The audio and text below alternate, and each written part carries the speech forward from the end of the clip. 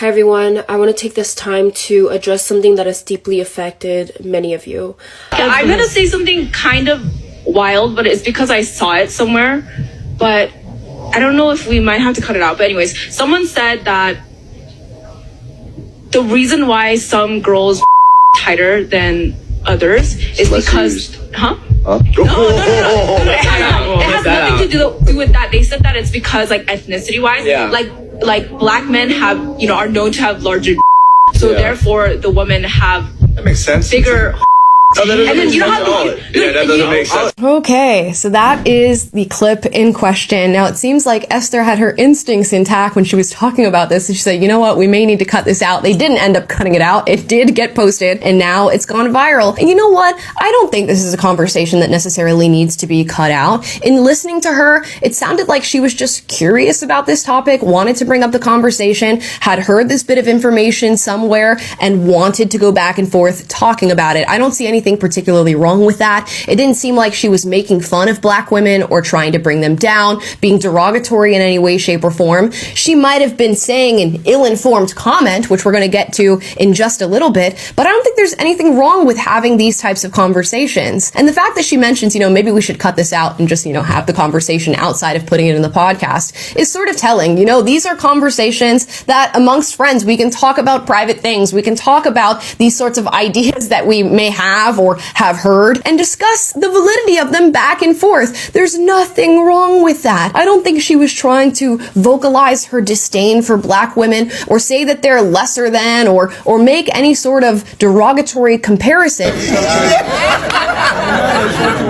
And one more thing with the whole UTI podcast. That girl is going to learn the hard way because she literally just participated in her own stereotypes. From now on, she's probably only going to attract predators, trying to figure out how tight her pum-pum is compared to black women. That is ridiculous. You done completely pissed off your entire community. Because while they're working towards being seen past the fetishizations, or whatever the word is, you sitting here talking about pum-pums when there is more to your community. Y'all literally have the whole 4B movement, and you sitting here talking about pum pum. Who cares? We have bigger things to worry about when it comes to that. Let's talk about, health tips and stuff like that. Because it's all fun and games until you have a appointment with the GYN. Because last time I checked, all types of women be at them appointments, okay? Regardless of tightness. We all come from pum pums. Like, what are we talking about here? You would have thought she would have used that time. She's the only woman on that podcast. You would have thought since she's the only woman on that podcast, she would talk about and speak about the 4B movement, uplifting her women, but instead,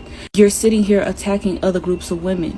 She's slow. Leave her where she's at. Hear me out. Why is it that every time I open this app, someone has something to say about black women? Unprovoked. Like, without any encouragement, without being questioned, without being inquired, you have something to come and say about black women. Can we leave us alone, please? Can we live? Can we exist? Can we breathe? Can we walk the same planet without being judged or criticized for anything that it is that we do? The world would be a better place if you just shut the I've had a few videos come up on my For You page recently talking about Esther from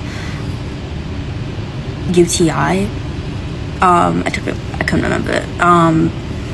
And I feel like people are like, oh, I've never heard that, like, stereotype just making up.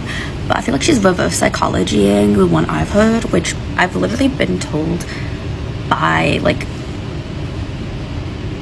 people, like, even when I was a child, I heard this. It was like, that basically, like, they'll be like, oh yeah, Asian men have small D's, so Asian women have small, and it's so, like, really weird and, like, definitely, like, not actually based in any scientific reality.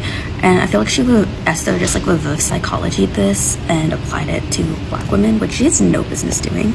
But this is why I feel like I made a video a while back that I was talking about racial pick-me's, and people didn't really get what I was talking about, but I feel like they're really dangerous because they will use stereotypes about their race to try to make themselves look better and more appealing, while, like,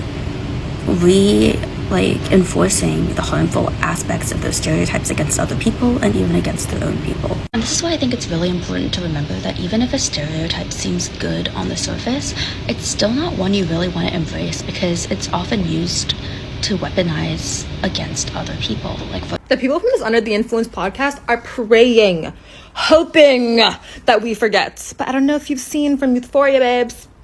once you cross that line, babe. And the lack of response is just crazy. Like, say something! Help me! Help me! Hi everyone, I want to take this time to address something that has deeply affected many of you.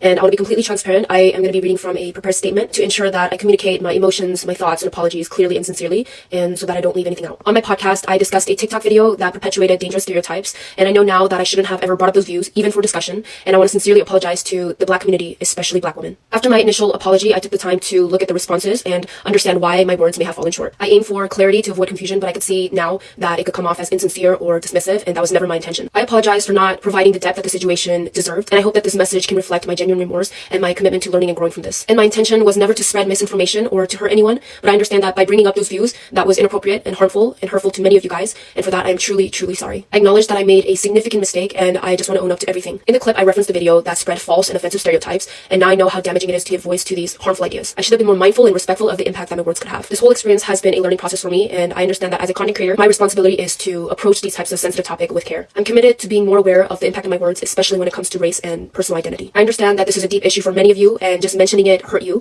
and that was never my intent, but I understand that intent doesn't matter when the impact was so hurtful, and I just want to let you guys know that I never want to hurt anyone, and it genuinely makes me sick to my stomach that I hurt you, and I'm sincerely sorry for that. I also want to apologize for taking some time to address this publicly. I had to take some time off of social media to reflect on how I'm going to be better and to prevent this from ever happening again. I understand if some of you guys don't want to hear this, that's completely fair, and I also know that trust isn't easily regained after a mistake like this. I completely understand. And I also know that some of you guys may respond and say that she's only saying sorry just to say sorry, and I want to emphasize that I genuinely want to take accountability for this and that your feelings are valid. Thank you for those that have been patient with me as I learn and grow from this mistake. I take full accountability for everything, and I just want to say that I hope to be able to gain your trust back through my actions. And yeah, thank you for understanding, thank you for your patience, thank you for listening, and take care.